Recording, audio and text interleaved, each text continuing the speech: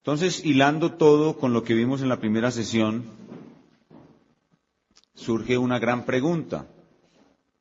Esta pregunta tenía una sola respuesta hasta 1850.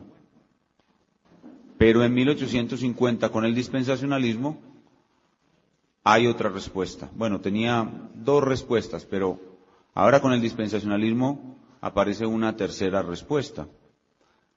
Las dos primeras que existían eran muy similares, pero ahora aparece una totalmente diferente y tenemos entonces que revisar el asunto.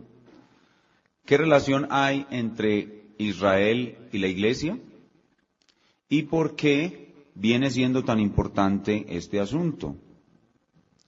Lo primero que hace importante este asunto es la relación entre la Iglesia y las Escrituras del Antiguo Testamento. Si Israel y la Iglesia son totalmente diferentes y deben estar separados, como argumentan nuestros hermanos dispensacionalistas, entonces el Antiguo Testamento, por lo menos su mayoría, es para Israel y no tendrá mucho que enseñarle a la Iglesia de Cristo. Más bien para la Iglesia sería el Nuevo Testamento. Y todas las promesas del Antiguo Testamento hechas para Israel tendrían su cumplimiento exclusivamente en la nación de Israel y no en la Iglesia. Miren lo delicado que es no entender esto. Prácticamente se produce una mutilación de la utilidad de la palabra de Dios para la Iglesia de Jesucristo. Entonces debemos abordar este asunto por causa de la utilidad del Antiguo Testamento para la Iglesia. Y ustedes, ya les he comentado antes que ustedes escuchan pastores en nuestro tiempo flagrantemente diciéndole a la Iglesia: hermano, no lea el libro de Levítico. Es que el libro de Levítico es pura ley. Usted no encuentra nada útil para usted en el libro de Levítico. Y hay pastores que dicen así: el Antiguo Testamento es ley, la gracia está en el Nuevo. No hay gracia en el libro de Levítico. ¿Para qué vas a leer el libro de Levítico? El libro del Génesis sí, porque habla de los orígenes. El libro del Éxodo sí, porque habla de algunos símbolos aplicables a nuestra redención. Pero Levítico son puras leyes del Antiguo Testamento. ¿Qué utilidad puede tener eso para la Iglesia? Además, dice él, estos pastores dicen: la Iglesia es la Iglesia e Israel es Israel. En cierta forma tiene razón, pero veamos qué tanto. El otro asunto, y que es el asunto, digamos, controversial entre iglesias de acervo histórico, o sea, iglesias de la Reforma, es el asunto del bautismo. Del bautismo como señal de ingreso al reino de Dios. Por causa de tener una postura u otra con relación a cuál es la unidad, identidad o separación entre la Iglesia de Israel, se puede asumir una postura aprobando el bautismo infantil o rechazándolo. Y ya como todos nosotros sabemos, hay algunos hermanos reformados, buenos hermanos, que creen que los niños deben ser bautizados en su infancia, y lo hacen porque tienen una postura específica en relación con este punto. ¿Qué relación hay entre la Iglesia y Israel? Entonces, hay dos razones mayoritarias, pueden haber otras, para que toquemos este tema. Uno, la pertinencia del Antiguo Testamento para la Iglesia. Y dos, el asunto del bautismo de infantes, como señal de haber ingresado al reino de Dios. ¿Cuál es la respuesta? ¿Cómo se aborda desde la perspectiva histórica la relación Iglesia e Israel? Como vimos en la primera sesión, hay una postura mayoritaria al siglo XX y XXI, que es la postura dispensacionalista. Nuestros hermanos dispensacionalistas dicen que Israel y la Iglesia son algo totalmente diferente y están totalmente separados. Esa es la primera respuesta. La Iglesia e Israel son algo totalmente diferente y deben estar totalmente separados. Y esa es la postura de nuestros hermanos dispensacionalistas. Pero ahora, dentro de la teología del pacto, dentro de la teología histórica, hay dos posturas con respecto a esto. La de nuestros hermanos presbiterianos. Nuestros hermanos presbiterianos enseñan que la Iglesia e Israel son totalmente iguales. Noten la diferencia con el dispensacionalismo. Totalmente diferentes, dicen los dispensacionalistas. Totalmente iguales, dicen nuestros hermanos presbiterianos. La Iglesia es simplemente una continuación de Israel. Son exactamente iguales, dicen nuestros hermanos presbiterianos. Hay una tercera postura, que es la postura bautista, dentro de la teología del pacto, dentro de la teología histórica o reformada, un tercer grupo de puritanos, que son los bautistas, creen que la Iglesia e Israel sí tienen unidad, o sea, sí hay entre ellos una raíz común, sí hay unidad, y continuidad, pero no son exactamente iguales. No son exactamente lo mismo. La Iglesia, dicen los bautistas, decimos los bautistas, la Iglesia es superior a Israel. Hay unidad y continuidad en la Iglesia de Israel, entre la Iglesia de Israel, hasta ahí estamos de acuerdo con nuestros hermanos presbiterianos, pero hay superioridad de la Iglesia sobre Israel. Entonces hay tres posturas, tres posiciones con relación a la relación Iglesia-Israel. Primero la dispensacionalista, que es la mayoritaria hoy. No fue la mayoritaria en el pasado, hoy. Que son totalmente separados y son totalmente diferentes. Segundo, la presbiteriana, son totalmente iguales. Una es una extensión de la otra. Y tres, la bautista, que sí son iguales, hay unidad, hay continuidad, pero la Iglesia es un desarrollo superior del plan de Dios y por tanto hay una superioridad de la Iglesia sobre el pueblo de Israel. Veamos brevemente cada uno.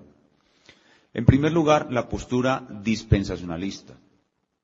Una total separación entre la Iglesia e Israel. ¿Por qué llegó Darby y sus seguidores a pensar que la Iglesia e Israel eran algo totalmente separado y deben estar totalmente separados? Por el principio de interpretación que usa el dispensacionalismo. El dispensacionalismo usa un principio de interpretación estrictamente literal de las Escrituras.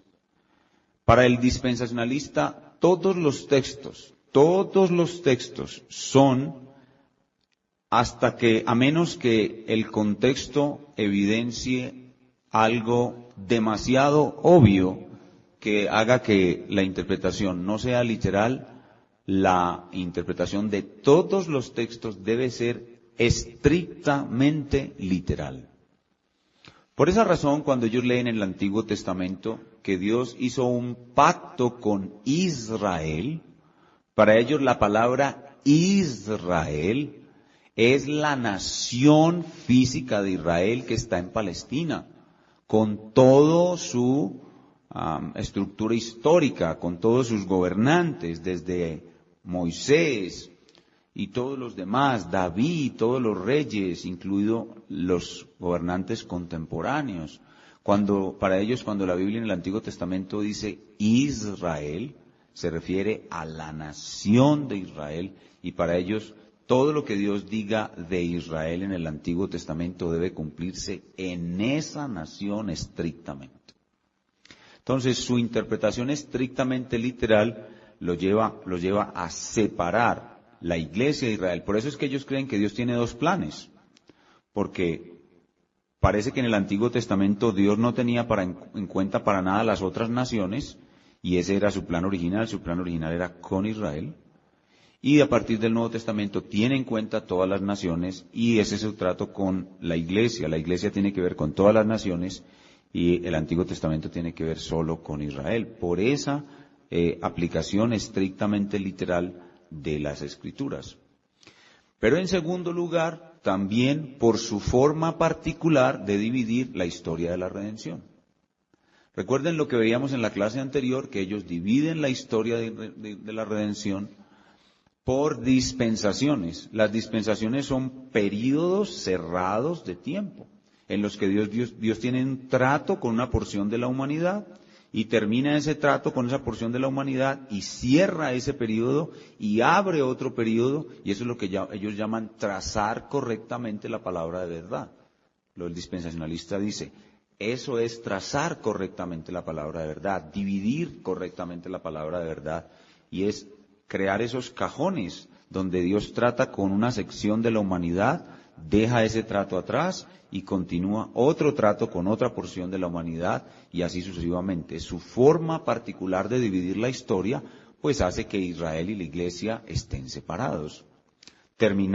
Dicen ellos, terminando el trato de Dios con Israel, termina por completo esa dispensación que ellos la llaman mosaica, y comienza una nueva dispensación que ellos la llaman eclesiástica o de la gracia. Y terminando la dispensación de la gracia, comienza otra dispensación que se llama milenial. Y así sucesivamente. Su forma particular de dividir la historia de la redención los lleva a ser separacionistas. Es decir, a no colocar en la historia de la redención un hilo conductor y unificador, sino distintos segmentos del trato de Dios con la humanidad antes que un plan continuo que se va desarrollando progresivamente. Eso es lo que hace que ellos vean, o que Darby vea, o vio, que la Iglesia e Israel deben estar totalmente separados. Por ejemplo, donde dice que Dios promete algo a Israel, se tiene que referir a la nación de Israel literalmente. Y por tanto su cumplimiento debe esperarse para Israel solamente. En Jeremías capítulo 31, versículos 31 al 34, donde se habla del nuevo pacto, por primera vez se introduce en la historia de la redención el nuevo pacto. Ya había tenido su realización el pacto davídico, que es el último de los pactos del antiguo, el pacto davídico. Jeremías anuncia un nuevo pacto. Y en el texto leemos, aquí vienen días, dice el Señor, en que yo haré un nuevo pacto con la casa de Israel y con la casa de Judá. Entonces ellos en su interpretación estrictamente literal dicen que cuando el texto dice con la casa de Israel y la de Judá, debe ser con la nación física de Israel. Y por tanto, dicen los dispensacionalistas, ese pacto no se ha cumplido aún. Ellos dicen que ese pacto se va a cumplir en el milenio, a la nación de Israel. ¿Cuál es el problema con esto? El problema es que el Nuevo Testamento enseña que ese pacto ya se cumplió. Y se cumplió con la Iglesia. En Mateo capítulo 26, versículo 28, cuando el Señor Jesús está tomando el pan de la Pascua y convirtiéndolo en el pan de la Santa Cena, ¿qué es lo que dice cuando tiene el pan en las manos? Esta es mi sangre del nuevo pacto. Obviamente, ¿a qué se está refiriendo el Señor Jesús ahí? Pues al que anunció Jeremías. Jeremías fue el que anunció ese nuevo pacto. Dice, esta es mi sangre del nuevo pacto. Lo mismo en 1 Corintios capítulo 11, el apóstol Pablo está hablando de ese nuevo pacto como algo que ya está en funcionamiento, algo que ya está activo. 1 Corintios 11, del 23 al 25. Porque yo recibí del Señor lo que también os he enseñado, que el Señor Jesús la noche que fue entregado tomó pan y habiendo dado gracias lo partió y dijo, tomad, comed, esto es mi cuerpo, que por vosotros es partido, haced esto en memoria de mí. Asimismo tomó también la copa, después de haber cenado, diciendo, esta copa es el nuevo pacto en mi sangre. Haced esto todas las veces que la bebiereis en memoria de mí. No puede ser más claro. No puede ser más claro. Y en 2 Corintios capítulo 3, versículos del 2 al 6, el apóstol Pablo dice de sí mismo que él y los apóstoles son ministros competentes de un nuevo pacto, o sea que el nuevo pacto ya está y no fue hecho necesariamente con toda la nación de Israel. La nación física de Israel rechazó a su Mesías, rechazó el pacto. En Hebreos capítulo 8, versículos del 6 al 8, Hebreos 8, del 6 al 8,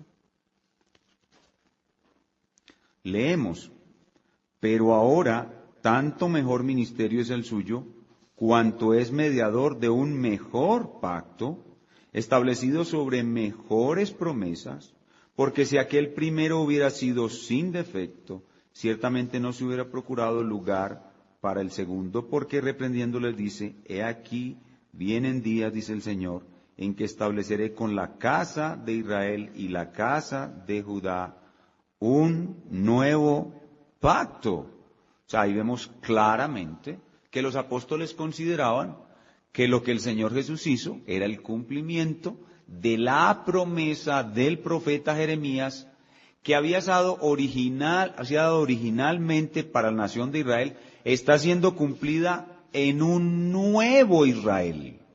Ahora hay un nuevo Israel. Y ellos se consideran parte de ese nuevo Israel y ellos se consideran partícipes de ese nuevo pacto.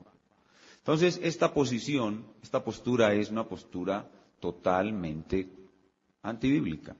Pero eso es lo que creen nuestros hermanos dispensacionalistas. Ahora, todo el que cree en la escatología dispensacionalista no estaría de acuerdo con esto. La cuestión es que el dispensacionalismo es conocido parcialmente. Y lo que más se conoce del dispensacionalismo es su escatología.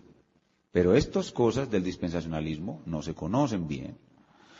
Pero los dispensacionalistas consistentes y que estudian bien la Biblia pueden llegar a decir cosas como estas. Debido a esta separación, pueden llegar a decir cosas como esta: que los santos del Antiguo Testamento se salvaron de una forma y los del Nuevo Testamento se salvaron de otra. ¿Les suena eso familiar? Eso se lo preguntan a uno cada rato. Donde yo voy, donde yo quiera que vaya, me preguntan eso. Yo creo que no he llegado a un lugar donde no me han preguntado eso.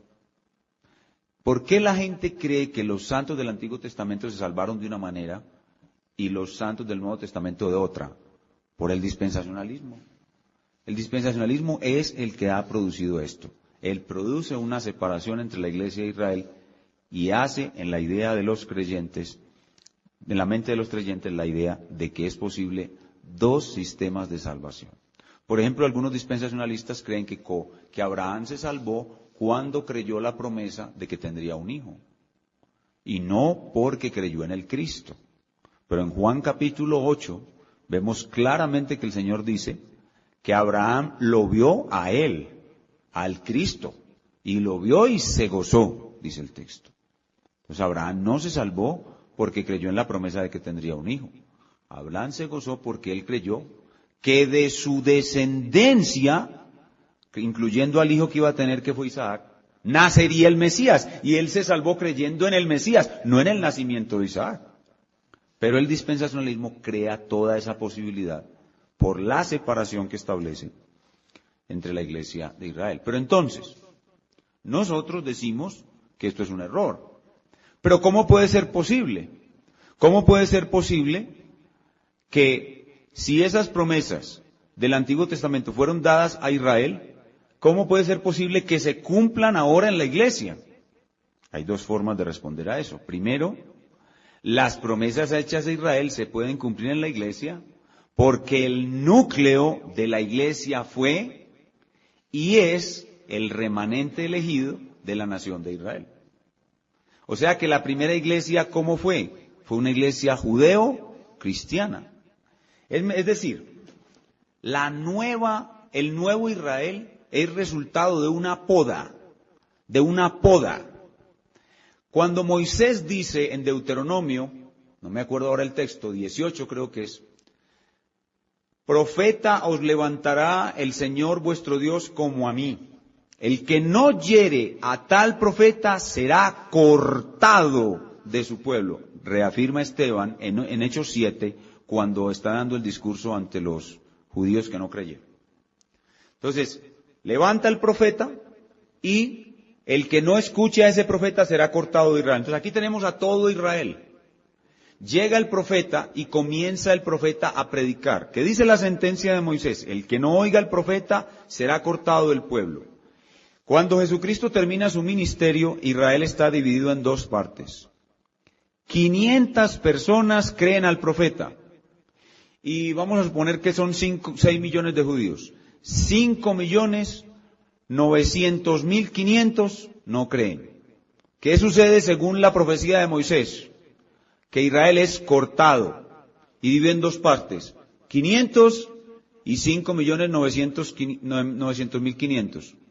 ¿Cuál de esos dos fragmentos es Israel? Los 500. ¿Los otros fueron qué? Podados, cortados. Entonces, ¿dónde está Israel? ¿En la nación de Palestina o en los 500 que creyeron en el Mesías? Los 500. Entonces, ¿qué pasa con las promesas del Antiguo Testamento? Se cumplen en los 500. Y por eso es que cuando el apóstol Pedro habla sobre Pentecostés en Hechos capítulo 2, ¿qué dice? Estos no están borrachos. Este es el cumplimiento de lo dicho por el profeta Joel. ¿En quién se está cumpliendo lo que dijo Joel? ¿En los 500 o en los 5 millones? En los 500. ¿Dónde está Israel? La pregunta es, ¿dónde está Israel? Entonces, ¿dónde se cumplen las promesas de Dios? En Israel, pero en el nuevo Israel.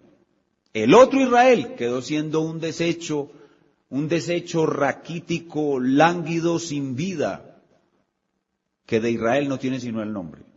Pero el verdadero Israel es la iglesia. Verdadero Israel es la iglesia.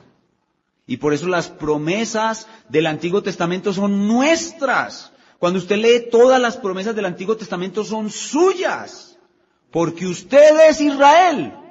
Usted es hijo de Abraham. Solo que no por el linaje, sino por la fe. Pero las promesas son suyas. Ahora, la otra forma como se cumple esto, y esto lo vimos muy lindo con el hermano Daniel, la otra forma como las promesas del Antiguo Testamento se cumplen en el Nuevo Israel es porque la cabeza de la iglesia fue y es el Mesías de Israel. Y esto es maravilloso y yo quisiera que ustedes profundizaran esto un poquito más. El hermano Daniel lo dijo. Cristo es Israel. Cristo es Israel. Él es el verdadero Israel. Él es la simiente en singular, a quien fueron hechas las promesas. ¿Ustedes recuerdan el paralelo que él hizo, el hermano Daniel, entre Mateo y el Pentateuco? ¿Se acuerdan de eso? Cómo mostraba que el Mateo era una reconstrucción de los escritos de Moisés. En la vida de Jesús sucede exactamente lo mismo que sucedió en Éxodo, en Israel. Como Israel fue llevado a Egipto, así como Jesús fue llevado a Egipto cuando huía de Herodes. Cómo salió de Egipto y como dice el texto, de Egipto llamé a mi hijo. Y todo igual como Jesús fue bautizado, así como Israel fue bautizado en el mar, cuando pasaron el mar. Cómo estuvo 40 años en el desierto Israel, como Jesús estuvo 40 años ayunando en el desierto. Cómo fue tentado por el diablo. ¿Se acuerdan del paralelo? Ustedes estaban súper impactados cuando escucharon eso. ¿Saben por qué ese paralelo existe? Porque Jesús es Israel.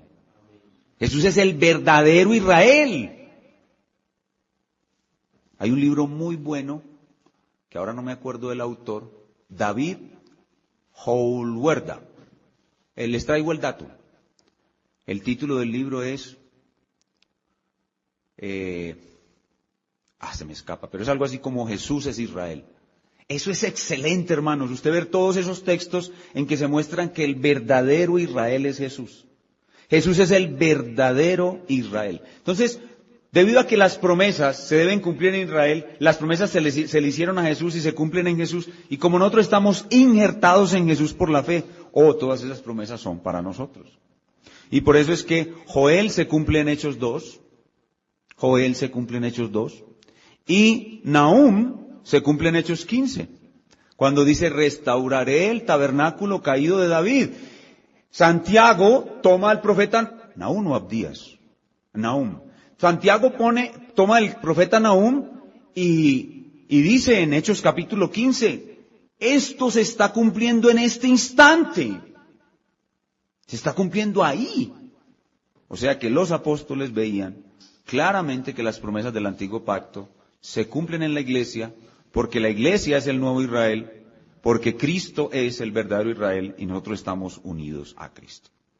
Entonces esto deja sin fuerza, sin peso, este argumento de que la iglesia e Israel son dos entes totalmente separados, que no tienen ninguna relación y que eso produce que Dios tenga dos planes, no, un solo plan, pero hay unidad, hay relación, hay continuidad entre la iglesia e Israel. Eso nos lleva a la segunda postura, que es la postura presbiteriana.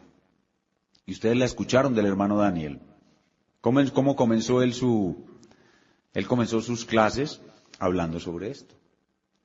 ¿Y para qué dijo esto? Para defender precisamente el hecho de que nosotros tenemos que estudiar el Antiguo Testamento. ¿Por qué nosotros tenemos que estudiar el Antiguo Testamento? O porque Israel y la iglesia tienen una relación. Hay unidad y continuidad entre la iglesia e Israel. Pero el presbiteriano va más allá y dice que la iglesia e Israel son totalmente iguales. Y estos son sus argumentos. Lo primero que dice el presbiteriano es que el término eclesía, que significa llamado afuera, o uno que es llamado de un grupo, de otro, de una masa, llamado hacia afuera,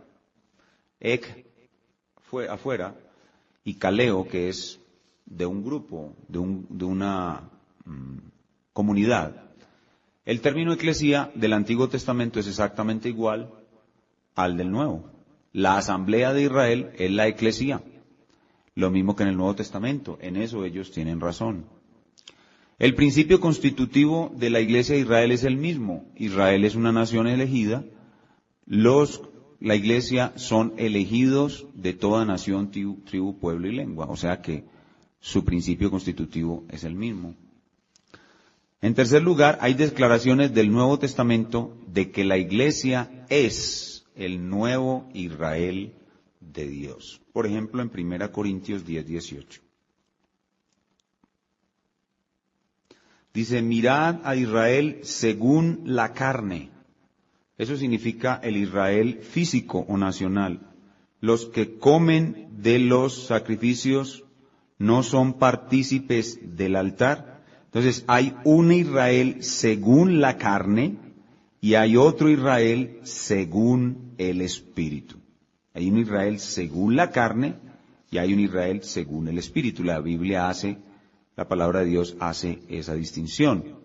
Romanos capítulo 2, versículo 28 y 29, nos muestra qué es ser realmente israelita. Dice, pues no es judío el que lo es exteriormente, ni es la circuncisión la que se hace externamente en la carne, sino que es judío el que lo es en lo interior, y la circuncisión es la del corazón, en espíritu, no en letra. La alabanza, y la palabra judío significa eso, uno que es alabado, la alabanza del cual no viene de los hombres, sino de Dios. Entonces, hay otro Israel que es el Israel espiritual, hay un Israel según la carne, y hay otro Israel que es el Israel espiritual. Romanos 9, del 6 al 8. No todo el que proviene de Israel es israelita. Nos va a aclarar aún más el apóstol Pablo. Romanos 9, 6 dice, no que la palabra de Dios haya follado, porque no todos los que descienden de Israel, o sea, son hijos de Jacob, son israelitas, ni por ser descendientes de Abraham son todos hijos, sino en Isaac te será llamada descendencia. Esto es, no los que son hijos según la carne, Israel según la carne, son hijos según la promesa. No los que son hijos según la carne son los hijos de Dios, sino los que son hijos según la promesa son contados como descendientes. Porque la palabra de la promesa es esta, por este tiempo vendré y Sara tendrá un hijo. Y en Filipenses capítulo 3, versículo 3, se muestra claramente que hay una circuncisión verdadera, que es la circuncisión del corazón.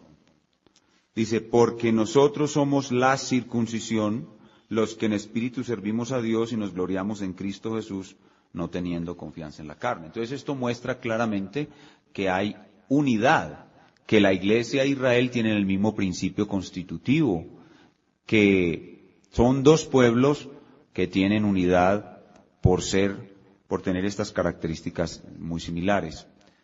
Y hay una larga serie de características y privilegios que Dios en el Antiguo Testamento le da a Israel y en el Nuevo Testamento menciona que son también propiedad de la iglesia. Son más o menos 16 características.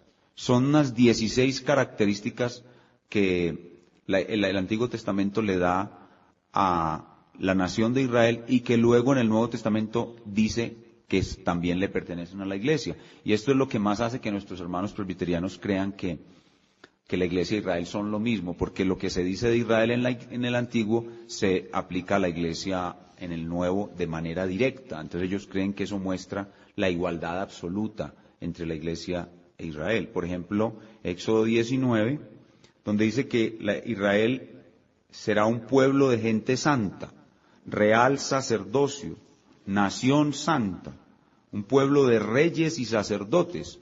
Éxodo 19, 5 y 6.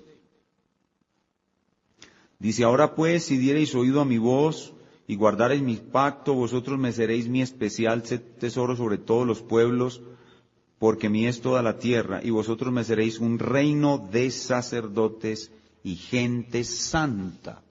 Ese es cómo Dios en el Antiguo Testamento ve a Israel, pero ¿cómo ve Dios a la iglesia?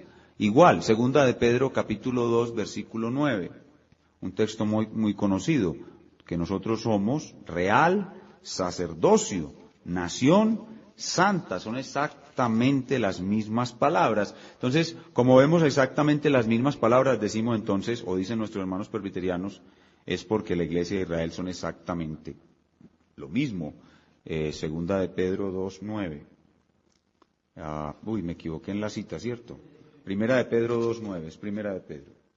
Primera de Pedro 2:9 dice, mas vosotros sois linaje escogido, real sacerdocio, nación santa, son lo mismo. Entonces dicen, y así hay otras 16 características, que son así paralelas, directas la una con la otra. Entonces eso hace que nuestros hermanos y continúen argumentando que la iglesia de Israel son exactamente iguales. Otro argumento que ellos usan es la analogía que el apóstol Pablo usa en Romanos capítulo 11, hablando de el olivo.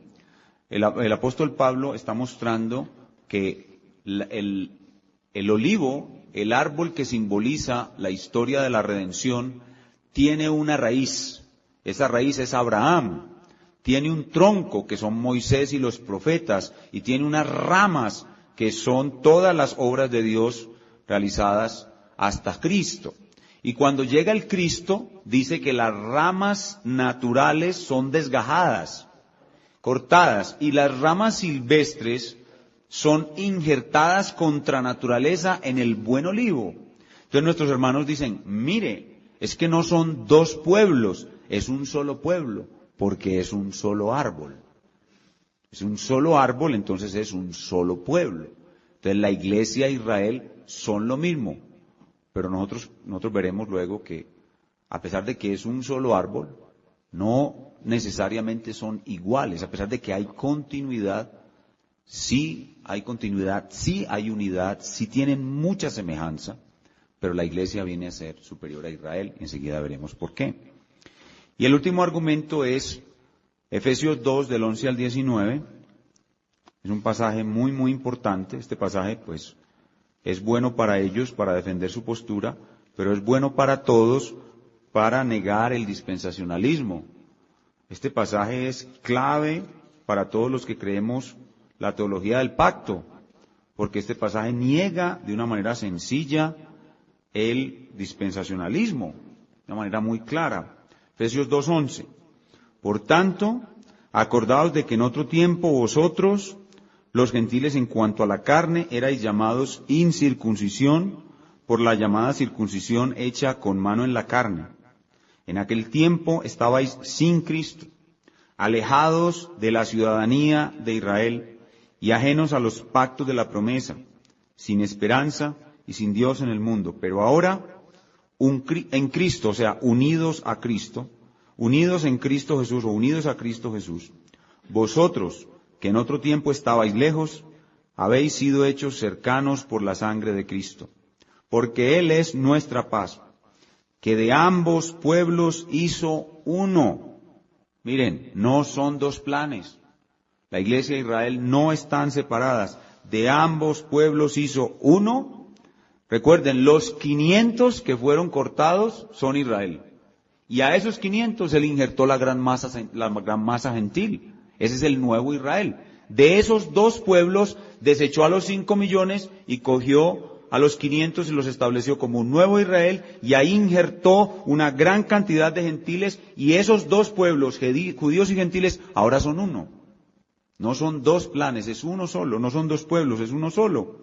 De los dos pueblos hizo uno, derribando la pared intermedia de separación, lo cual obviamente era la ley ceremonial, aboliendo en su carne, es decir, con su muerte, las enemistades, la ley de los mandamientos expresados en ordenanzas, o sea, la ley ceremonial, para crear en sí mismo, o sea, en Jesucristo, en Él, de los dos, un solo y nuevo hombre, haciendo la paz entre judíos y gentiles, y mediante la cruz reconciliar con Dios a ambos en un solo cuerpo, matando en ella las enemistades. Y vino, ¿quién vino? Jesucristo, y anunció las buenas nuevas de paz a vosotros que estabais lejos y a los que estaban cerca, porque por medio de Él, los unos y los otros, tenemos entrada por un mismo espíritu al Padre.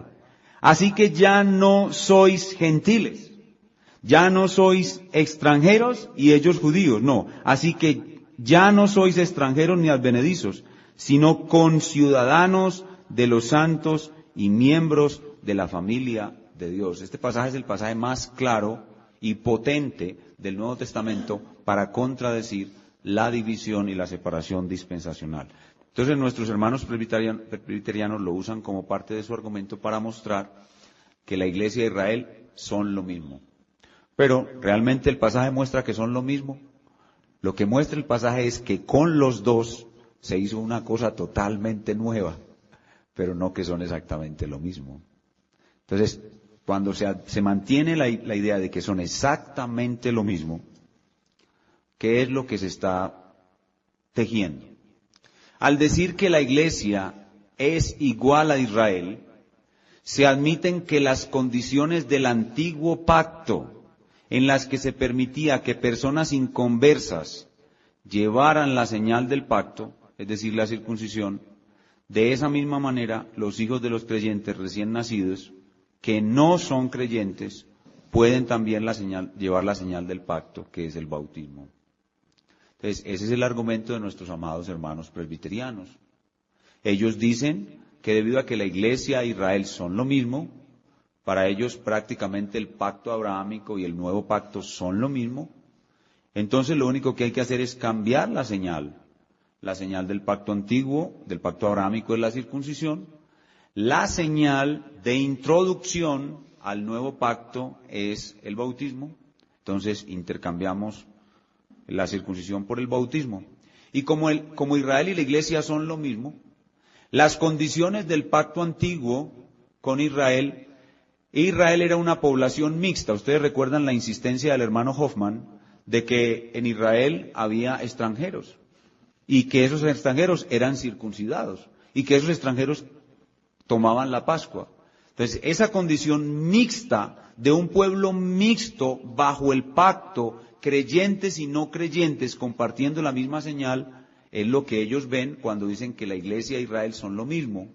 Es decir, que si la iglesia e Israel son lo mismo, tenemos creyentes e incrédulos bajo el pacto recibiendo la misma señal. Y por eso es que los hijos de los presbiterianos son bautizados cuando nacen, porque son parte del pacto, nacen bajo el pacto, nacen bajo la cobertura del pacto y por eso deben llevar la señal del pacto. Entonces, la igualdad entre iglesia e Israel permite a nuestros hermanos presbiterianos, de una manera teológica, bíblica, sólida, es un argumento sólido, ellos lo manejan muy bien y lo creen muy bien, y es totalmente respetable y nosotros lo respetamos, pero nosotros no lo compartimos. por una sencilla razón. Si bien nosotros creemos que la Iglesia e Israel son iguales, o sea, hay unidad entre ellos, son la misma matriz, son la misma raíz, son el mismo plan, son un solo plan, la Iglesia e Israel no son exactamente iguales. Hay diferencias entre ellos. Si bien hay igualdad, también hay diferencia. Y esa es la postura bautista. La postura bautista, y esto no es nuevo, esto es del siglo XVII. Esto fue lo que hizo que la Confesión de Westminster no fuera aceptada uniformemente por todos los puritanos, sino que entre 1648 y 1677 hubo un silencio de los hermanos que no creían que la Iglesia e Israel eran lo mismo. Y en 1677 ellos manifestaron por razones políticas, ya por conveniencia para la paz del país, los puritanos bautistas manifestaron su desacuerdo con sus hermanos presbiterianos y establecieron la Confesión de Fe de Londres de 1677 y luego confirmada en 1689. ¿Por qué? Porque estos hermanos veían que la Iglesia e Israel no son exactamente lo mismo. Son iguales en mucho, pero hay también diferencias entre ellos. Entonces, el puritano bautista decía, tienen unidad, pero no son exactamente lo mismo. Hay continuidad entre ellos, pero la Iglesia es superior a Israel. Mateo capítulo 16, versículos del 16 al 20. Este es el diálogo del Señor Jesucristo con Pedro, cuando le hace la gran pregunta, ¿quién cree la gente que soy yo? ¿Quién dicen ustedes que soy yo? Y Pedro responde. Respondiendo Simón Pedro dijo, tú eres el Cristo, el Hijo del Dios viviente. Entonces le respondió Jesús, bienaventurado eres Simón, hijo de Jonás, porque no te lo reveló carne ni sangre, sino mi Padre que está en los cielos. Y yo también te digo que tú eres Pedro, y sobre esta roca edificaré mi iglesia, y las puertas del Hades no prevalecerán contra ella. Y a ti te daré las llaves del reino de los cielos, y todo lo que atares en la tierra será atado en los cielos, y todo lo que desatares en la tierra será desatado en el cielo. Entonces mandó a sus discípulos que a nadie dijesen que él era Jesús, el Cristo. Aquí vemos dos cosas en este pasaje muy, muy importantes. Dos cosas muy importantes que son fundamentales para la postura bautista. Uno, que el Señor dice, y sobre esta piedra edificaré mi iglesia. Él está hablando de un fundamento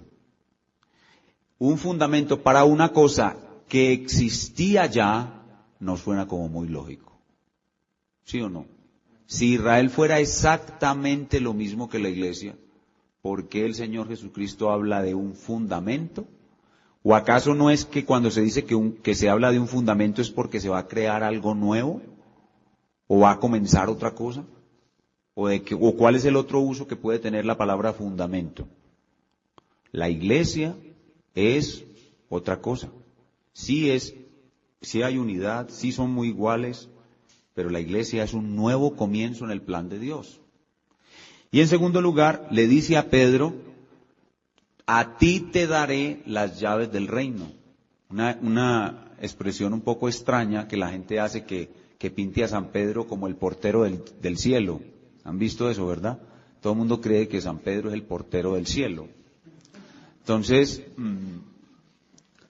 ¿qué quiso decir Jesús cuando dice a Pedro, a ti te daré las llaves del reino? Significa que el reino que ya estaba siendo implantado sobre la tierra tendría una nueva etapa. Y que Pedro tendría el privilegio de abrir. ¿Para qué sirve una llave? Para abrir. Pedro tendría el privilegio de abrir las puertas del reino. ¿A quiénes? A los judíos y a los gentiles. ¿Quién fue el que abrió la puerta del reino a los judíos? Pedro. En su primer sermón, ¿a quién fue dedicado ese primer sermón? A solo judíos. ¿Cuántos entraron? 3,000. Y en su sermón en la casa de Cornelio, se convirtieron los primeros gentiles. Pedro abrió las puertas del reino. El reino en esta etapa es algo completamente nuevo y diferente. O sea que sí hay unidad, pero también hay diferencia. ¿Cuáles son las etapas del reino de Dios? El reino de Dios tiene 4 etapas. Primero, reino de Dios o reino primitivo, reino primitivo patriarcal, también lo podemos llamar. Luego, reino nacional, que es la nación de Israel, o cuando el reino estaba en la nación de Israel. Luego, reino espiritual. ¿Cuál fue la etapa del reino que a Pedro se le dio el privilegio de abrir? La tercera. El reino espiritual. Una nueva etapa. Y la última etapa es el reino eterno que comenzará con la segunda venida del Señor Jesucristo. Entonces miren que sí hay unidad, sí hay continuidad, pero hay superioridad. Estamos en una nueva etapa del reino de Dios, que tiene un nuevo fundamento, el cual es Cristo. Ahora, ¿Cristo está enraizado en los apóstoles, profetas, en Abraham? Sí, claro. Todo de ahí para atrás tiene relación. Pero ¿cuál es la roca sobre la cual se edifica su iglesia? No es Israel, es Él mismo. Entonces miren que sí hay una diferencia y sí hay una superioridad.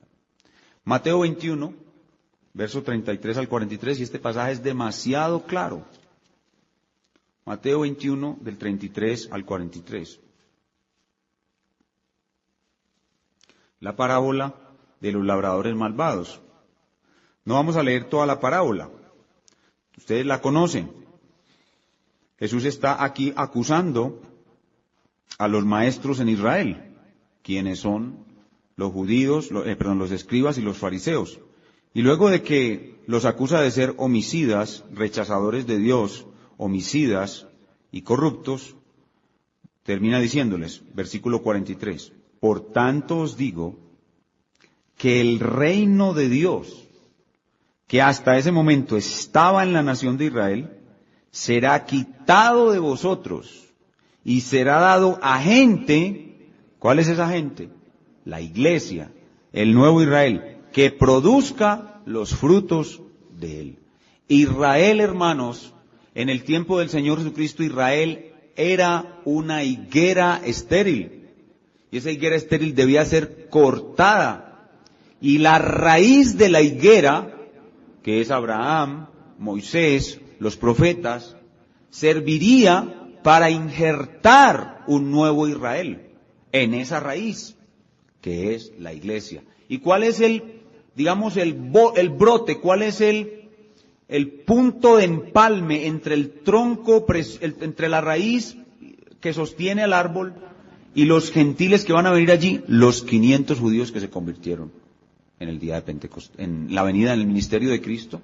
Y luego todos los judíos que se convirtieron en Pentecostés. Entonces ahí tenemos que el árbol no sigue la misma dirección. O sea, tenemos la raíz, el árbol de Israel tiene su raíz en Abraham, en Moisés, el tronco en los profetas y el antiguo pacto. Y luego viene las ramas y todo el follaje que es la nación de Israel. ¿Qué es lo que hace el Señor? Esto es una higuera estéril. Entonces Él coge esa higuera y la corta.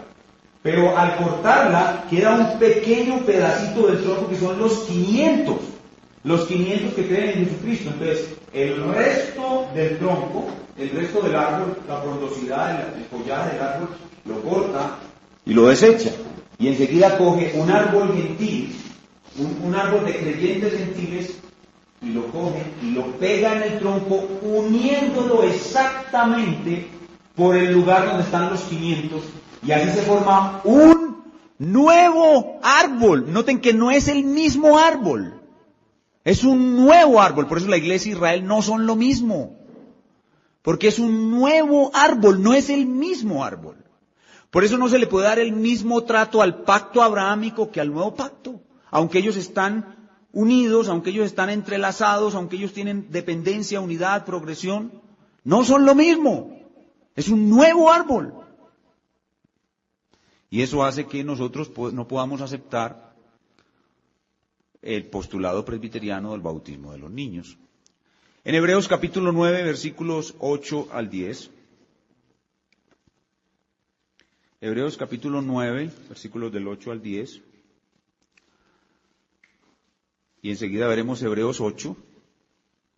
Hay más de esto que muestra que la iglesia es superior a Israel. Hebreos 9, del 8 al 10. Dice, dando el Espíritu a entender con esto que aún no se había manifestado el camino al lugar santísimo, entre tanto que la primera parte del tabernáculo estuviese en pie, lo cual es símbolo para el tiempo presente, según el cual se presentan ofrendas y sacrificios que no pueden hacer perfecto en cuanto a la conciencia al que practique este culto, ya que consiste solo de comidas y bebidas y diversas abluciones y ordenanzas acerca de la carne impuestas, ¿hasta cuándo? Hasta el tiempo de reformar las cosas. ¿Qué es la reforma del antiguo pacto? Es un nuevo comienzo. Es el tiempo de reformar las cosas. Y si seguimos leyendo el texto, se va a ver ahí claramente que el nuevo pacto es superior al antiguo. El nuevo pacto es superior al antiguo. Pero el texto que a mí más me gusta, o el que más me convence de todo esto, es Hebreos 8. Hebreos 8, del 8 al 12, que es precisamente una cita ¿de qué? De Jeremías 31. Para mí este es el argumento más fuerte. Dice, porque reprendiéndolos, leo en el 8, porque reprendiéndolos dice, he aquí vienen días, dice el Señor, en que estableceré con la casa de Israel y la casa de Judá un nuevo pacto. No como el pacto, miren, no como el pacto. Miren cómo comienza a decir que es inferior.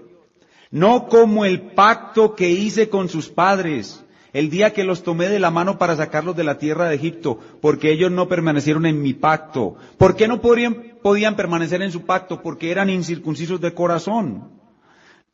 Por eso no permanecieron en mi pacto. Y yo me desentendí de ellos. Jehová se divorcia de Israel, dice el Señor. Por lo cual, este es el pacto que haré con la casa de Israel, después de aquellos días, dice el Señor, pondré mis leyes en la mente de ellos. Ahora ellos sí pueden obedecer. Y sobre su corazón las escribiré. Esto es el nuevo nacimiento. Y ahora miren la promesa preciosa de todos los pactos. Y seré a ellos por Dios, y ellos me serán por pueblo.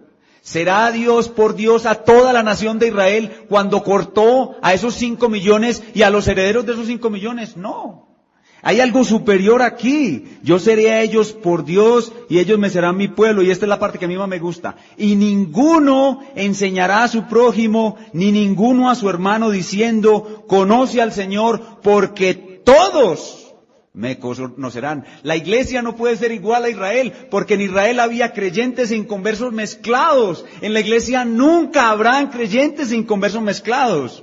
Puede que haya trigo y cizaña en una misma iglesia, pero es que la cizaña no es iglesia. La cizaña son unos impostores, unos usurpadores, falsos creyentes. La iglesia toda es regenerada, la verdadera iglesia. Y por eso es superior. Es un estado superior, la iglesia es un estado superior. Y como dice el hermano Waldron, una muy buena explicación de esto está en el libro del pastor Waldron de escatología, porque es que esto se relaciona mucho con escatología. En escatología vamos a ver esto de nuevo. Como dice el hermano Waldron, se trata de una nueva universalidad. Es una nueva universalidad. En el antiguo pacto había una restricción muy grande del conocimiento de Dios. No había gracia sino para unos pocos dentro del mismo pueblo de Dios. Pero ahora la iglesia tiene una nueva universalidad. La iglesia tiene por esencia un alcance universal. La iglesia siempre está mirando a todas las naciones. Es una nueva universalidad. De Israel usted no puede extraer una nueva universalidad. El Israel es exclusivista. De hecho, usted sabe por qué se escribió el Evangelio de Juan, entre otras cosas. El Evangelio de Juan dice él mismo que para que creáis en el Cristo. Pero ¿sabe cuál es el propósito de usar la palabra mundo en el Evangelio de Juan como Juan la usa? Cuando dice, de tal manera amó Dios al mundo. ¿Sabe cuál es el propósito de usar ahí la palabra mundo? Sacar a los judíos del exclusivismo hebreo. Los judíos creían que solo ellos eran la cumbre del plan de Dios. No, la iglesia tiene esa nueva universalidad que no tiene Israel. Y lo más importante, la iglesia tiene una nueva espiritualidad. Una nueva espiritualidad, es decir, la presencia, la habitación del Espíritu Santo en la iglesia no solamente es universal en cuanto a que todos los individuos de la iglesia poseen, están habitados por el Espíritu Santo, sino que la presencia del Espíritu Santo es mucho más profunda. ¿Por qué? Porque nosotros estamos en la era del Espíritu Santo.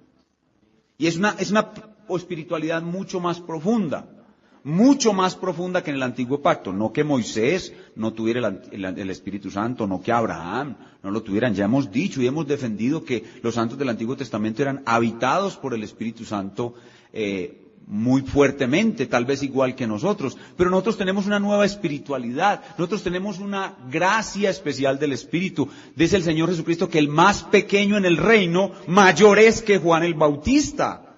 Por algo será.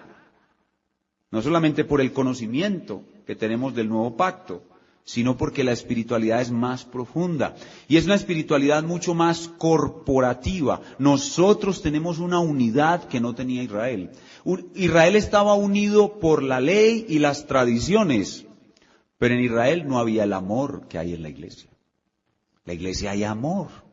La iglesia tiene una unidad especial, nosotros realmente somos un cuerpo. ¿O por qué cuando no nos hemos visto nunca y yo le presento a usted un hermano cristiano y usted ve la gracia de Dios en él, usted inmediatamente lo ama y lo considera mi hermano y quiere hacer el máximo por él? Porque hay una nueva espiritualidad, una espiritualidad corporativa, un amor que no había en Israel.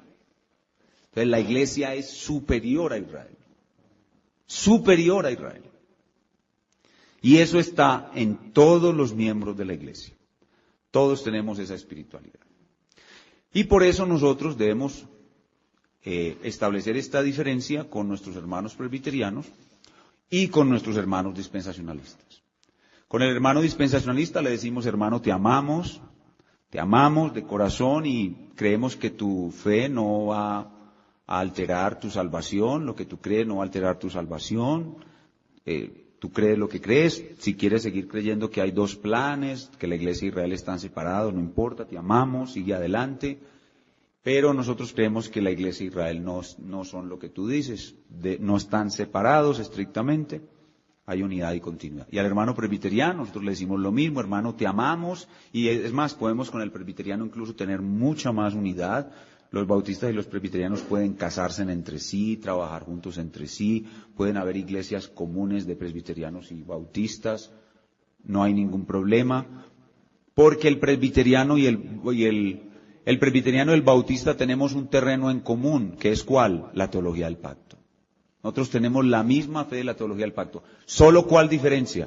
Que el hermano presbiteriano cree que la iglesia y Israel son iguales y el hermano bautista cree que la iglesia es superior a Israel. Esa es la única diferencia. Como implicación de su fe, el hermano presbiteriano va a bautizar su niño. Nosotros le decimos: hermano, tranquilo, bautice su niño, no hay ningún problema. Si usted es presbiteriano y se casa con una bautista, le da un somnífero por la noche a su esposa y por la mañana se levanta rapidito y va, lo bautiza y vuelve con él de la iglesia para que su esposa no se dé cuenta. Y así se soluciona el problema. Y su esposa lo va a seguir queriendo igual, y el niño bautizado va a ser salvo si Dios lo eligió. El bautismo no lo va a salvar. Si va a ser salvo, va a ser salvo porque Dios lo eligió, no por el bautismo. El hermano presbiteriano tiene muy claro eso. Para él el bautismo es simplemente un símbolo de estar en la comunidad del pacto. Y eso nosotros le respetamos eso al hermano presbiteriano. Así que esto, en vez de crear diferencia entre nosotros, crea amor, aceptación, y podemos seguir adelante conviviendo en la diferencia, tanto con el dispensacionalista como con el presbiteriano, porque este es un artículo de la fe de carácter secundario, que no altera para nada nuestras fuertes convicciones doctrinarias. Hermanos, esto era todo lo que yo les tenía que decir con respecto a la relación Iglesia-Israel.